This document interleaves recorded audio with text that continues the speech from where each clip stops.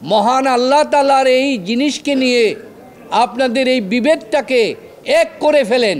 Allegation হয়েছে 29 জনের বিরুদ্ধে, আজকে অজ্ঞাতনামা, আর আজকে 23 জন হাজির হয়েছেন, 23 জনকেই জামিন দিয়েছেন till submission of the police report.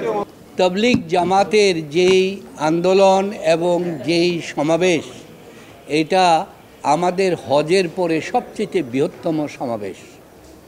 এই সমাবেশটা যখন হচ্ছিল তারা সবাই একতাবদ্ধ ছিল। যে কোনো কারণেই হোক ওনাদের মধ্যে ভুল বুঝাবুঝি হওয়াতে তাদের মধ্যে দুটা গ্রুপ হয়ে যায়।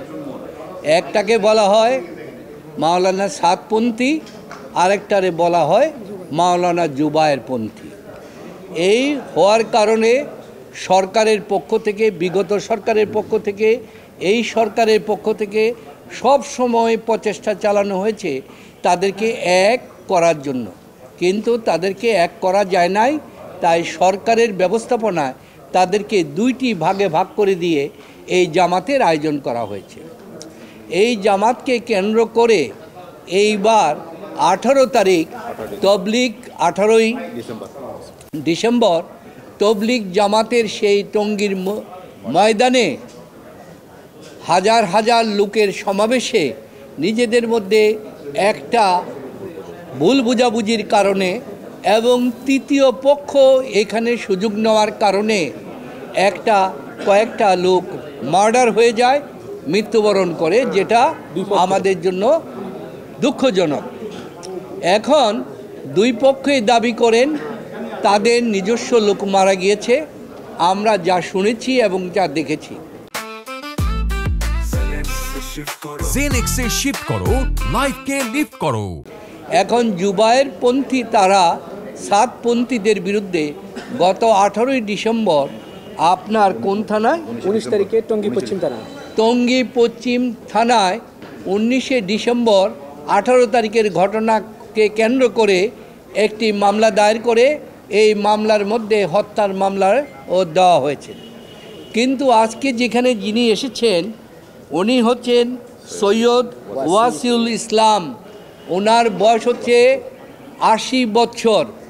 উনি গত 8 বছর যাবৎ হুইল চেয়ারে চলেন এবং এইখানে আসামিদের মধ্যে কয়েকজন আছেন প্রাক্তন সচিব, একজন আছেন ওয়াক্সের সচিব, বিভিন্ন জনে আপনারা জানেন তবলিগের যারা তারা হাইলি কোয়ালিফাইড ইউনিভার্সিটি টিচার, বিভিন্ন সচিব, বিভিন্ন জায়গা থেকে তারা আসেন, তাদেরকে এই মামলা আসামি করা হলো।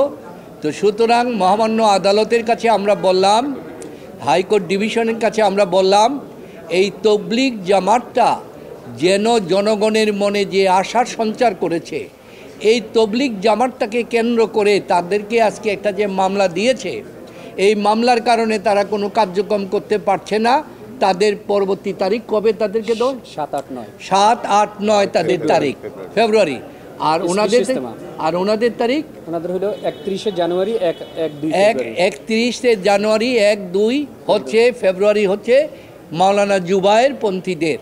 তো সুতরাং এই ক্ষেত্রে কোর্ট বিবেচনা করে, ওনারা অত্যন্ত সম্মানিত লোক, ওনারা বয়স্ক লোক, ওনারার পক্ষে এই ধরনের কোনো অপরাধ করা সম্ভব না, তা বিবেচনা করে ওনাদের অন্তর্বর্তীকালীন জামিন দিয়েছেন till submission of the police report. এই পর্যন্ত উনি সৈয়দ ওয়াসিফুল ইসলাম উনি আমির সাহেব সহ 23 জনকে আজকে জামিন দিয়েছেন। তারপরও আদালত আবার একটি বলেছে, তবলিগের প্রতি আমাদের সবারই একটা ইমোশন আছে, ইমোশন কাজ করে। তো সুতরাং কোর্টও আবেদন জানিয়েছেন যে ওনারা যেন নিজেদের মধ্যে আর কোনো বিভেদ না করে, বিভ্রান্ত না করে, এই জিনিসটা আপনারা সজাগ থাকবেন। আর আমিও একজন আইনজীবী হিসাবে, আপনাদের সাংবাদিক বন্ধুদের একজন বন্ধু হিসাবে, তবলিগ জামাতের এই দুই পক্ষের কাছেই আমরা একটা আবেদন রাখতে চাই যে তবলিগের প্রতি এই দেশের মানুষ সকালে ভোরে কনকনা শীতের মধ্যে চলে যায় শেষ ওয়াজ আপনার দোয়া মাহফিলে হাজির হওয়ার জন্য, আখিরি মুনাজাতের জন্য। আমরা এখনও আপনাদের কাছে আবেদন জানাই, মহান আল্লাহ তাআলার এই জিনিসকে নিয়ে আপনাদের এই বিভেদটাকে এক করে ফেলেন। এই দেশের মানুষের কাছে তবলিগ যেভাবে আজকে গ্রহণযোগ্য, যেভাবে সমাদিত, ধর্মপ্রাণ মানুষ যেভাবে এটাকে পছন্দ করে, এইভাবে যেন সবাই এক হয়ে আপনারা কাজ করেন, এটাই আমাদের আবেদন। আপনারা এই হচ্ছে আমাদের বক্তব্য। আচ্ছা, অ্যালিগেশন হয়েছে 29 জনের বিরুদ্ধে, আজকে অজ্ঞাতনামা, আর আজকে 23 জন হাজির হয়েছেন, 23 জনকেই জামিন দিয়েছেন till submission of the police report.